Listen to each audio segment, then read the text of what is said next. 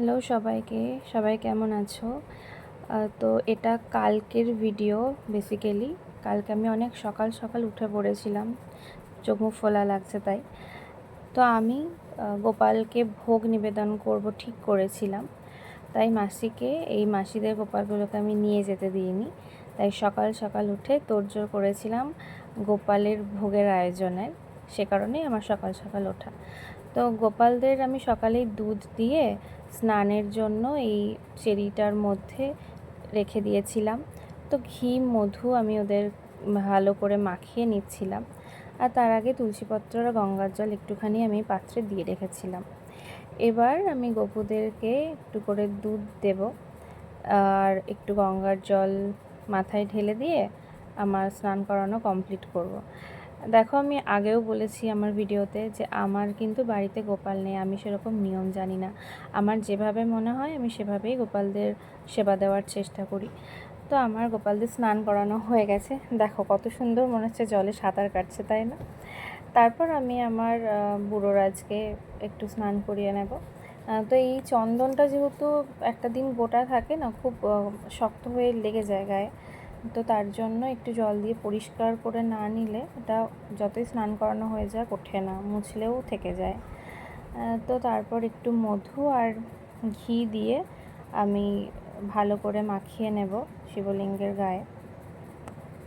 তো খুব অল্প পরিমাণেই ঘি মধুটা দেওয়া হয়েছে। যাই হোক, আমি গোটা শিবলিঙ্গের গায়ে খুব সুন্দরভাবে ঘি মধুটাকে মাখিয়ে নেব। তারপর আমি দুধ দেব শিবের মাথায়, আর গঙ্গার জল দিয়ে আমার শিবলিঙ্গকে স্নান করানো কমপ্লিট করব। তো এই দেখো, এদিকে ভোগের জন্য ভাজাগুলো হয়ে গেছে, আর এরপর পনির ভাজাটা হচ্ছিল। তো পনিরগুলো দেখো খুব সুন্দর করে কিন্তু ভাজা হয়ে গেছে। তো তারপরে পনিরের মশলা আমি করতে দিয়ে দিয়েছিলাম। পনিরের মশলায় আমি শুকনো লঙ্কা, তারপর তোমার দারচিনি, এলাচ, আর ওই যা লাগে টমেটো, জিরে গুঁড়ো, ধনে গুঁড়ো, হলুদ গুঁড়ো, লঙ্কার গুঁড়ো, ধনে গুঁড়ো যদিও আমি দিইনি, আর আদা দিয়ে মশলাটা কষাতে দিয়েছিলাম। হ্যাঁ, আমি একটু টক দইও দিয়েছিলাম। আর তারপর দেখো পনিরগুলো আমার প্রায় হয়ে এসছে। তারপর আমি আলু ফুলকপির তরকারির জন্য আগে ফুলকপিটা বসিয়ে দিয়েছিলাম। আলু ফুলকপির তরকারিও তারপর হয়ে গেছিলো। আর ভোগের জন্য যে সবজিগুলো আমি খিচুড়িতে দেবো বলে ভেজেছিলাম, সেগুলো দেখো আমি একটাই জায়গাতে সমস্ত কিছু ভাজতে দিয়ে দিয়েছিলাম।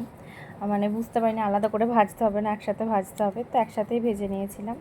তারপর এই খিচুড়ি বানানোর যা চাল ডাল সমস্ত কিছু দিয়ে খিচুড়ি আমার কমপ্লিট। তো এই দেখো আমি কী রান্না করেছিলাম: খিচুড়ি, 5 রকমের ভাজা, পনিরের তরকারি, আলু ফুলকপির তরকারি আর চাটনি। আর যেহেতু ভোগ নিবেদন করছি তাই সব ঠাকুরকেই আমি ভোগ দিয়েছিলাম। আর দুপুরবেলায় গোপালকে দিয়েছিলাম পরমান্ন আর মিষ্টি আর দই। তো এই দেখো আমার গোপুসোনা, সবাই বলো কেমন লাগছিল তাদেরকে। বাই, আজকের মতো এখানে।